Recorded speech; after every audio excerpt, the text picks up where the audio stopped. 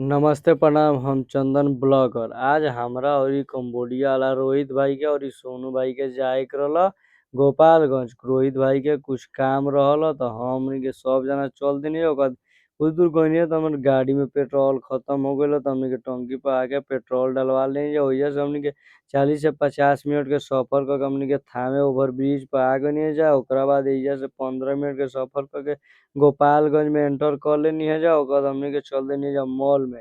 ऐसे हमरा सोनू भाई के शॉपिंग करे के रहले। एहिजा उनका एगो शर्ट पसंद पड़ गइल। ओकर बाद उ लेके आ चल देलन। कहत रहनी इहे लिए। ओकर बाद बिलिंग उलिंग करा के हमनी के चल देनी है जब बाहर की ओर। ओकरा बाद अबेले कुछ खइले ना रही जा, काफी भूख भी लाग गइल रहल।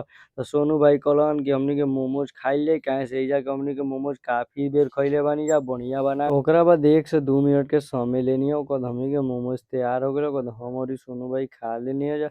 फिर से मिलल रही अगला ब्लॉग में, तब तक इतने ही।